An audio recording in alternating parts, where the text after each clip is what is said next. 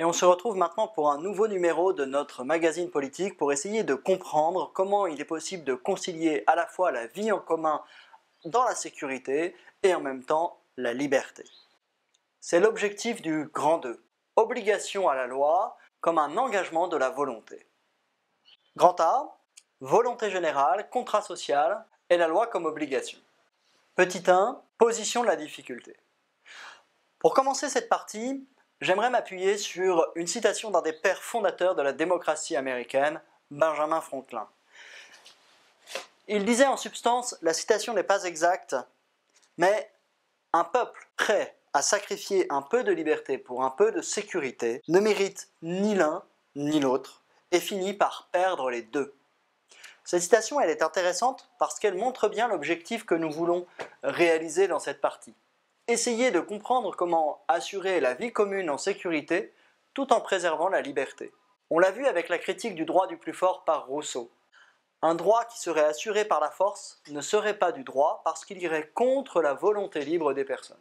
Donc tout l'enjeu, c'est de faire à la fois un véritable droit, c'est-à-dire qui repose sur la liberté des personnes, et qui en même temps assure la sécurité des individus. Mais, et c'est là notre difficulté, c'est que nous avons vu justement que c'était la liberté qui était la cause de l'insécurité, de la guerre, et qui rendait nécessaire le droit. Il semble donc qu'il y ait une incompatibilité, un conflit entre liberté et sécurité, et que le droit, pour assurer la sécurité, est obligé de diminuer la liberté. C'est ce problème auquel Rousseau veut absolument trouver une solution dans son ouvrage Le contrat social, et dont toute la partie suit en particulier un chapitre extrêmement important, Contrat social, livre 1, chapitre 6. Il exprime cette difficulté de la façon suivante.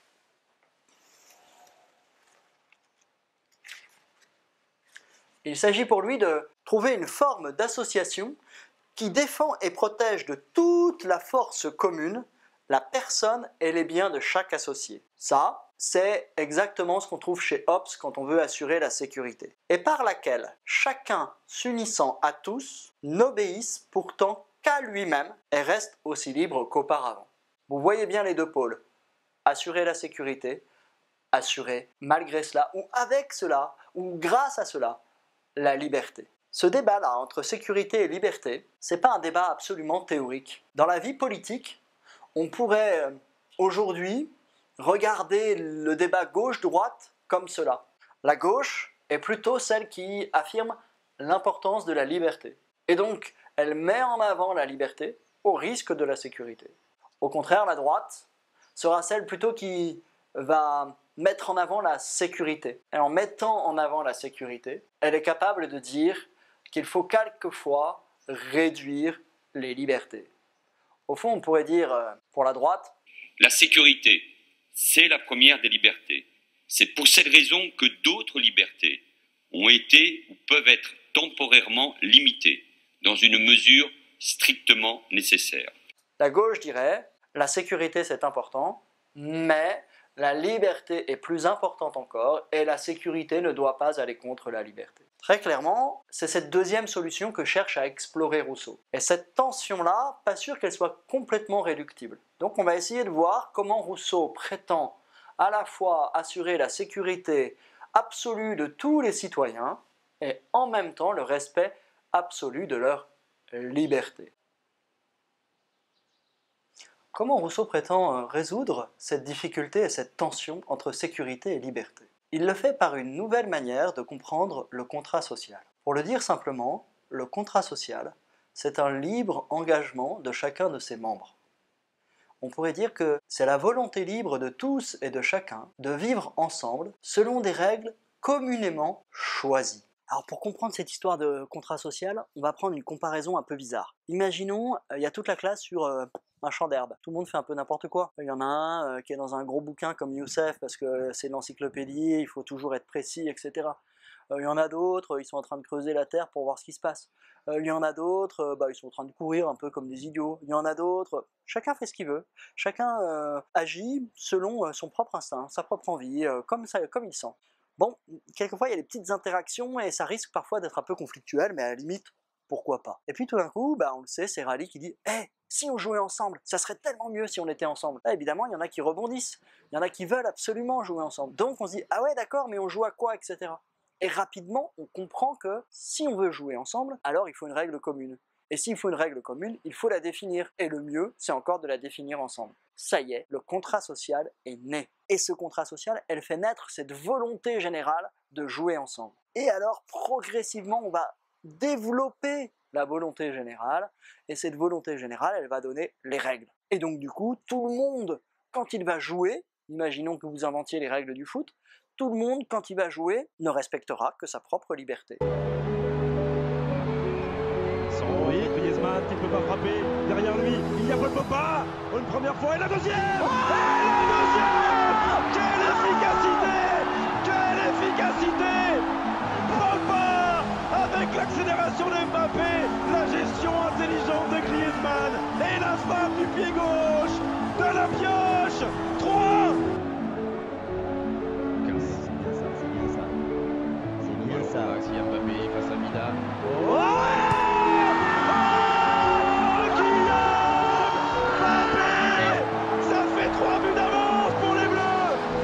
C'est terminé, sans doute pas, mais elle n'a jamais été aussi proche.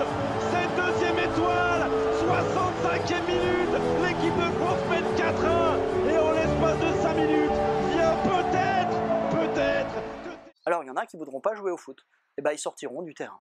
Mais ce qui est intéressant, c'est que celui qui joue, il ne fait que respecter sa propre volonté libre, parce qu'il a décidé de suivre la volonté générale. Et on va plus loin. On a conscience que, pris dans l'enjeu, on peut quelquefois faire preuve d'un peu de mauvaise foi, se laisser emporter par son désir, par son envie de gagner, etc. Donc, on sait qu'il y a quelque chose d'important. Ce truc important, c'est l'arbitre. L'arbitre qui vient nous rappeler à l'ordre.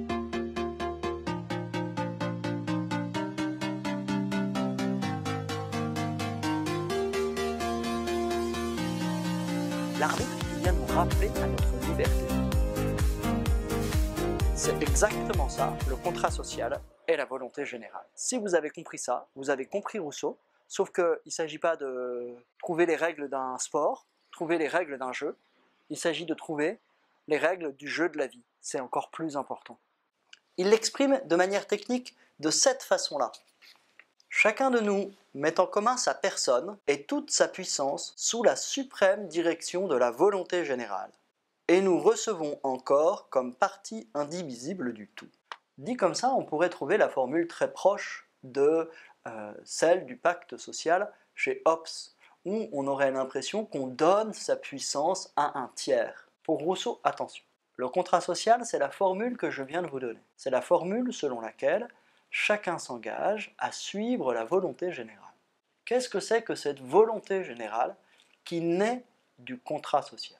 Cette volonté générale, c'est la volonté de tous et de chacun. Comment comprendre ? Première hypothèse, la volonté générale, ce serait la volonté de tous. Bon, on serait pas toujours vraiment d'accord. Donc, l'hypothèse la plus commune, c'est de dire la volonté générale, c'est la volonté de la majorité. Mais dans ces cas-là, ce n'est pas une volonté générale, c'est la volonté du plus grand nombre. Et il pourrait très bien imaginer que c'est la volonté qui conduit à la dictature du grand nombre sur le petit nombre. Ce n'est pas ça la volonté générale pour Rousseau. La volonté générale pour Rousseau, c'est la volonté de tous lorsqu'ils ne pensent pas selon leur intérêt particulier, mais selon leur intérêt général, selon l'intérêt de tous. Et donc, la volonté générale, ce n'est pas chacun qui a la même volonté, c'est un acte commun, c'est l'acte de tous, c'est l'acte de la volonté de tous qui est commun. Pour le comprendre, on peut prendre un exemple. Quand on va à un mariage, on va à un mariage. On ne va pas à deux mariages. On ne va pas au mariage du premier marié et au mariage du deuxième marié. On va au mariage des deux mariés.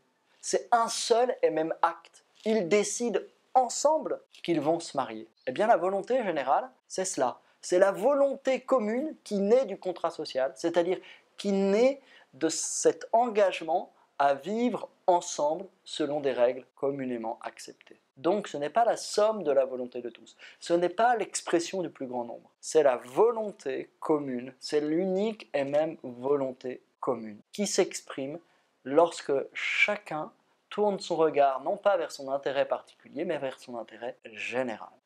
La loi, dans ce cas-là, est l'expression de la volonté générale. Elle est compliquée. Chez Rousseau, l'expression de la volonté générale, c'est un autre problème très important, mais c'est compliqué. En tous les cas, la loi est l'expression de cette volonté générale. Et le respect de la loi, ce n'est rien d'autre qu'une obligation qu'on s'est donnée à soi-même, que le respect de son propre engagement, de sa propre liberté. Maintenant qu'on a compris ce que c'était que le contrat social, on va essayer de comprendre comment ce contrat social est possible. Rousseau explique les conditions par lesquelles nous pouvons arriver au contrat social. Et en fait, il y en a une principalement. C'est l'aliénation totale de ses droits. Aliénation, c'est le contraire de liberté. Ça veut dire renoncer à tous ses droits, les donner à un autre. Et là, on retrouve le paradoxe. On se retrouve dans une situation où il semble nécessaire, pour qu'il y ait la volonté générale, de renoncer à sa liberté individuelle. Mais dans ces cas-là, on ne réalise pas l'objectif selon lequel on pourrait avoir la sécurité sans la liberté. Pourquoi dire qu'on s'aliène? Pour le comprendre, il faut étudier un petit peu ce que c'est que la liberté. Et Rousseau étudie ça dans des textes un tout petit peu plus loin, au chapitre 7 et 8 du premier livre du contrat social. Il imagine la situation suivante. Voici qu'une personne s'est engagée dans le contrat social et ne respecte pas la volonté générale.